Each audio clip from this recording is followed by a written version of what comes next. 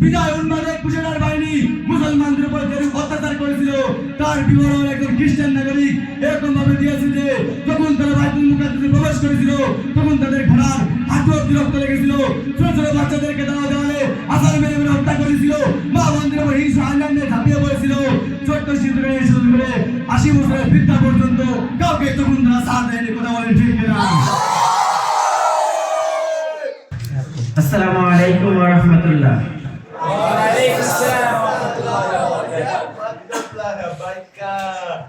আপনারা সবাই কেমন আছেন? এরকম অনুষ্ঠান আসলে সচরাচর মাদ্রাসায় কম বেশি হয়ে থাকে, কিন্তু আসলে বিষয়টা আপনারা এত সুন্দর আর এত ভালোভাবে অনুষ্ঠানগুলো শেষ করেন যাতে আমরা অনেকটাই মুগ্ধ হয়ে যাই। এবং এই বিষয়টা আমরা আরেকটু ভাবে তুলে ধরার জন্য প্রত্যেক বছর যেভাবে কাজ করলে আরেকটু আপডেট আমরা আশা করি যে অনেক ভালোভাবে অনুষ্ঠানগুলো হতে পারে, সেটা নিয়ে আমরা অবশ্যই চিন্তাধারা করবো ইনশাআল্লাহ। সবাই বলেন ইনশাআল্লাহ। আসলে ভালোবাসার তো শেষ নেই, কারণ একটা প্রতিষ্ঠান বিশেষ করে আপনাদের সাথে থাকলে মানে ভালোবাসাটা এমনটা হয় যেটা অন্তরে গেঁথে থাকে। তার কয়েকটা বলতে পারি? সবাই বলেন বলতে পারি ইনশাআল্লাহ।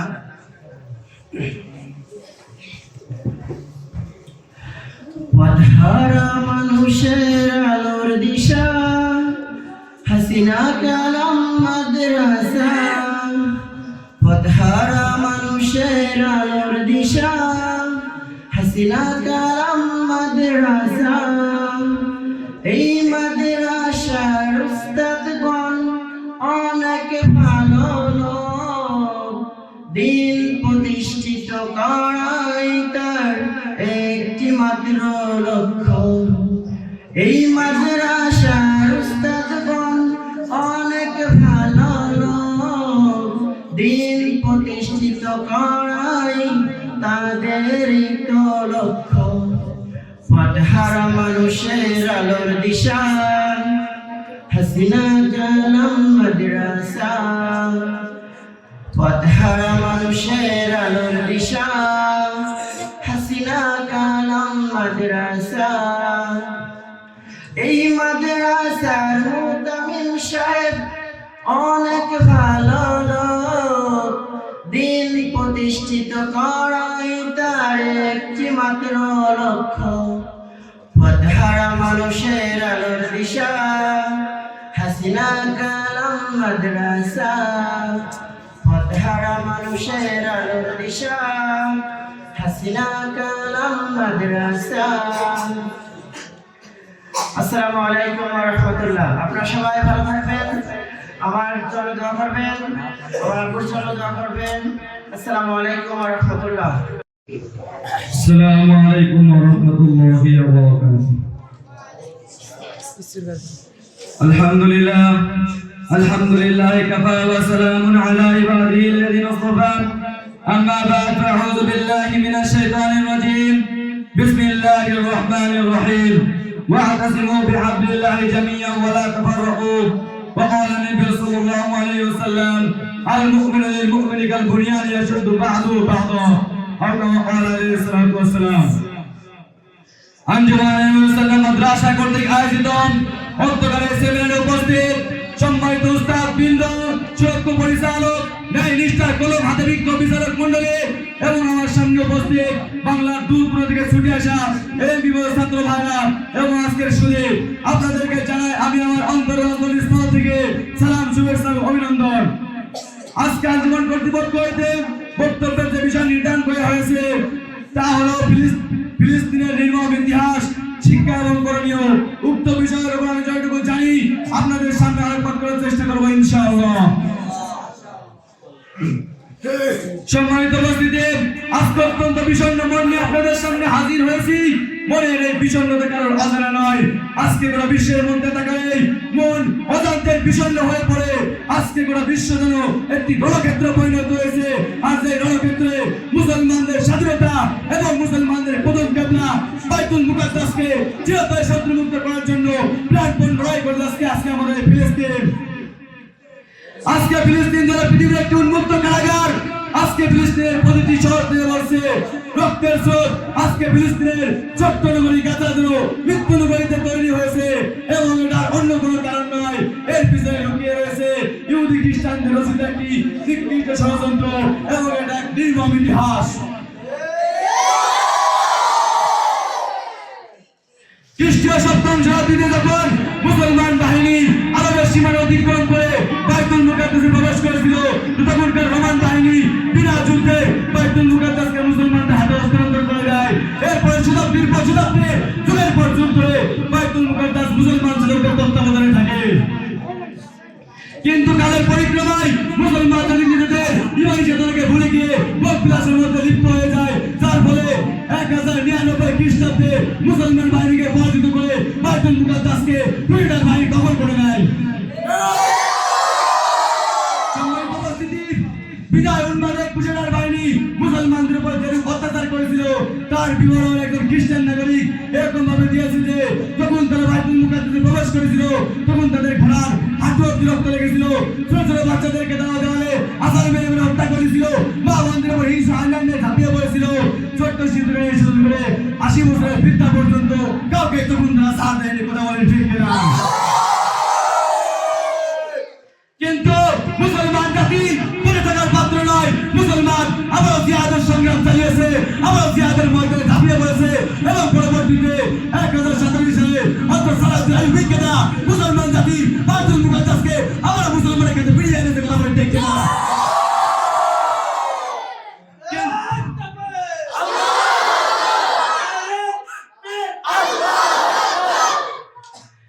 এর পরবর্তীতে মুসলমান জাতি খ্রিস্টানদের প্রচলনের পরে আবারও আদর্শ যুদ্ধ হয়ে পড়ে এবং যুদ্ধ ইংরেজদের উস্কানিতে উসমানীয়দের বিরুদ্ধে বিদ্রোহ শুরু করে, যার ফলে উসমানীয় সাম্রাজ্যের পতন ঘটলে ফিলিস্তিনের মধ্যে ইহুদিদের আনাগোনার রাস্তা সুবিন্যস্ত হয়ে যায় এবং পরবর্তীতে 1948 সালে এই ফিলিস্তিনের মধ্যে ইসরায়েল নামের একটি জারজ রাষ্ট্র স্থাপন করা হয়। কথা বলেন ঠিক কিনা?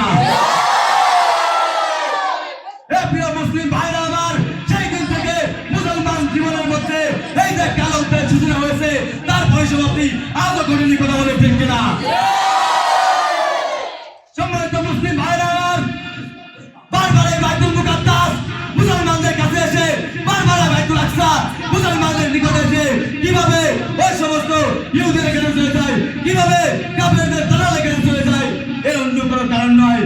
এর কারণ আমাদের সামনে স্পষ্ট। এর কারণ হলো মুসলমান জাতি আদর্শ যুক্ত হয়ে পড়া। এর কারণ হলো মুসলমান জাতি ইমানি চেতনাকে ভুলে যাওয়া। এর কারণ হলো মুসলমান জাতি পরস্পরের মধ্যে যুদ্ধ বিগ্রহের মধ্যে লিপ্ত হওয়ার। কথা বলে ঠিক কিনা? তাহলে আজকে দেখুন গোটা বিশ্বের মধ্যে আলাদা কাজে হইতে হইতে যদি কোনো ইহুদি খ্রিস্টানদের উপর কোনো টাচ করা হয় সারা বিশ্বের মধ্যে হইচই শুরু হয়ে যায়। অথচ আমার আপনার মুসলমান ভাইয়ের উপর যদি নির্যাতনের শেষ পর্যায়ে অবধি নিয়ে যাওয়া হয় কোনো ভুলকে করা হয় না। কথা বলেন ঠিক কিনা? গোটা বিশ্বে আজ কি বলবো? আজকে অবাক হয়ে বলতে হয় মুসলিম দেশগুলোর কথা। তারাও আজকে কোনো প্রতিবাদ করছে না, বরঞ্চ ইসরায়েলি পণ্য বিক্রি করার নামে ইসরায়েলকে সাহায্য করছে এবং ইসরায়েলকে অস্ত্র দিয়ে পর্যন্ত সাহায্য করতে। কথা বলেন ঠিক কিনা? অস্ত্র দিয়ে সাহায্য কিভাবে করছে? এই ইসরায়েলি পণ্যগুলো ব্যবহার করার কারণে যে সমস্ত টাকা ইনকাম হয় সেগুলি তারা অস্ত্র ক্রয় করে এবং আমার আপনার ভাইয়ের রূপে বুলেট ফায়ার করে। কথা বলেন ঠিক কিনা? তাই তুমি গোটা বিশ্বের মুসলমানদেরকে উদাত্ত কণ্ঠে জানিয়ে দিতে চাই, এই বিশ্বের মুসলমান সচেতন হও, সচেতন হও, সচেতন হও এবং এই ইসরায়েল পণ্যকে রাষ্ট্রীয়ভাবে বয়কট ঘোষণা করতে হবে। কথা বলেন ঠিক কিনা? এবং তাকে নদীর শব্দ থেকে বাদ দাও, জিহাদি চেতনাকে লালন করো এবং এই নির্যাতিত ফিলিস্তিনের পাশে এসে দাঁড়াও। কথা বলেন ঠিক কিনা? আর আমি পরিশেষে ওই সমস্ত নাজায়েজ ইসরায়েলদেরকে স্পষ্ট ভাবে বলে দিতে চাই, তোমরা মুসলমানদের কিছু মুসলমানের গর্জন চরণে আগুন দেখে বলে ছেড়ে যাও, তাহলে আগুনে তোমাদের জয় ঢাকা হয়ে যেতে হবে। কথা বলেন ঠিক কিনা? তোমাদেরকে আরো স্পষ্ট ভাবে জানিয়ে দিতে চাই যে মুসলমান জাতীয় না, কিন্তু যদি কাপড়ে কাপড় বেঁধে ময়দানে নামতে হয়, কোরআনে বর্ণিত আছে ফাইদা লাকিতুমুল্লাযীনা কাফারু ফাদারবার রিকাব, অর্থাৎ যখন তোমরা কাফেরদের সঙ্গে যুদ্ধের ময়দানে সাক্ষাৎ করবে, এদিকে ওদিকে নয়, সোজা ফরাজ করতে হবে, ময়দানে কথা বলে ঠিক কিনা? হ্যাঁ মুসলমান জাতি, কিসের আজকে বকবিলাসিতাকে দূরে নিক্ষেপ করো, আরশের চাদরকে আস্থা করে নিক্ষেপ করে এই ফিলিস্তিনের পাশে এসে দাঁড়ানোর কথা বলে ঠিক কিনা? আজকে গোটা বিশ্বের মধ্যে যে হাল অবস্থা, যদি জিহাদে নামতে হয়, যদি ফি সাবিলিল্লাহ ডাক এসে যায়, তাহলে কেবল মাথায় বেঁধে নিজের বুকে তাজাব থেকে জমিনে ফেলে জিহাদিটাকে ছেড়ে দিয়ে নিজেদের নামকে শহীদদের খাতায় স্বর্ণাক করে লেখার জন্য কে বসছিলেন, কোন পীর মুজাহিদ বসছিলেন, হাত তুলে দেখায়।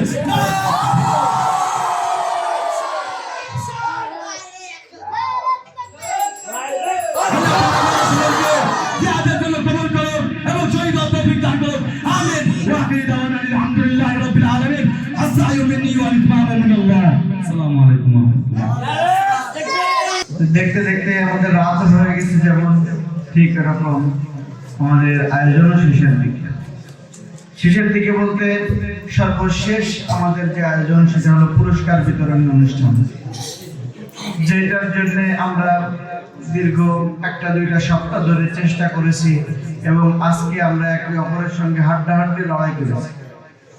কেমন লড়াই? এই লড়াইটা হলো যোগ্যতার লড়াই ছিল। এই লড়াই যোগ্যতার লড়াই ছিল। এই লড়াই কোনো শক্তির লড়াই নাই, এই লড়াই কোনো হিংসার লড়াই নাই, এই লড়াই কোনো বিদ্বেষমূলক নাই, এই লড়াই ছিল ঈর্ষার লড়াই, এই লড়াই ছিল যোগ্যতার লড়াই। আজকে আমরা এই মজলিসে আমাদের যোগ্যতার প্রমাণ দিয়েছি। আমরা এই যোগ্যতাকে এরকম ভাবে পরিস্ফুটিত করেছি, যেমন নাকি একটা ঝিনুকের মধ্যে মুক্তা থাকে, এই মুক্তাকে মানুষ সাধারণত সহজে দেখতে পারে না, কিন্তু যখন সেখান থেকে তাকে তুলে নিয়ে আনা হয়, উপরে মাটিতে ফেলে তারপরেও ভিতর থেকে বের করা হয়, তখন সে বুঝতে পারে, তখন মানুষ বুঝতে পারে এর মধ্যে দামি জিনিস ছিল, মুক্তা ছিল। কিন্তু খোলার আগ পর্যন্ত মানুষ বুঝতে পারে না যে এর মধ্যে নিশ্চিত আছে, এ কথা বলতে পারে না। অনেক ঝিনুক আছে যেটা সাইজে বড় হয় কিন্তু ভিতরে মুক্তা থাকে না। এই জন্য সাইজ বড় হলেই যে ওর মধ্যে মুক্তা পাওয়া যাবে এটা যেমন চিরসত্য নয়, ঠিক এরকম ভাবে বয়স বড় হলেই যে তার যোগ্যতা বাড়তে থাকবে বিষয়টি এমনও নয়। যোগ্যতা এমন একটা বিষয় যেটা নিজের মধ্যে তৈরি করতে হয়, আর এর জন্য সহযোগিতার প্রয়োজন। কারোর জন্য তার প্রতিভা তাকে সহযোগিতা করে, কারোর জন্য বাহ্যিকভাবে অন্য কোনো মাধ্যম তাকে সহযোগিতা করে এই যোগ্যতা অর্জনের ক্ষেত্রে। আজকে আমরা দেখলাম ছোট্ট থেকে ছোট্ট বাচ্চারা 12 বছর বয়স থেকে নিয়ে নিচে পর্যন্ত 12 বছর থেকে নিচে বয়স পর্যন্ত যেভাবে প্রতিযোগিতা অংশগ্রহণ করছে, প্রত্যেকটা ছাত্রই এমন ভাবে তার প্রতিযোগিতার বিষয়কে ব্যক্ত করেছে যে আসলে বিচারকরা নাম্বার দিতে হিমশিম খায়,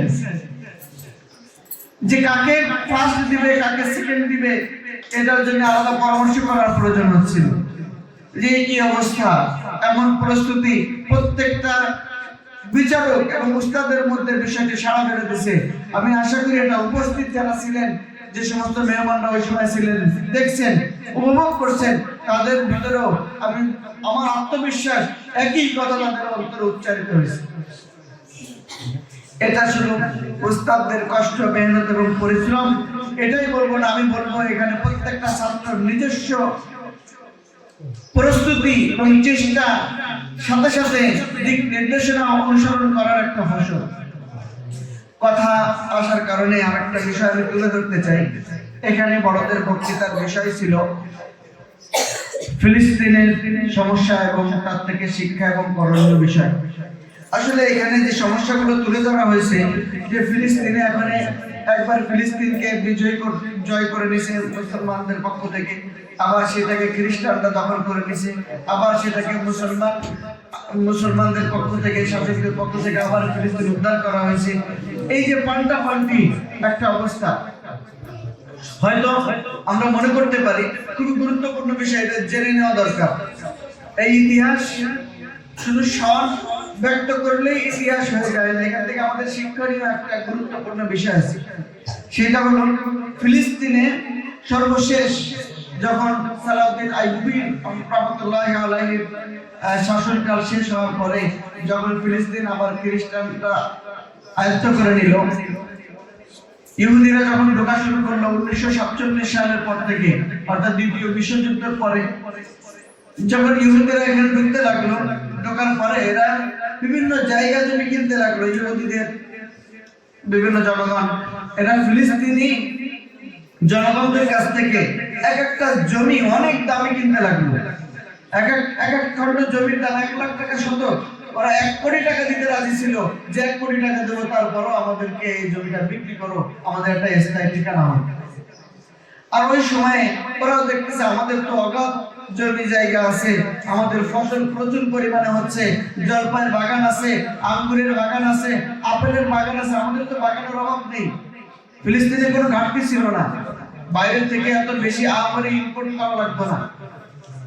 তো তারা সুখেই ছিল, এই জন্য তারা অত দাম দাম চিন্তা করে নাই। ইহুদিরা অফার দিছে, বেশ তোরা অধিক টাকার পাওয়ার আছে, জমি বিক্রি করে দিছে।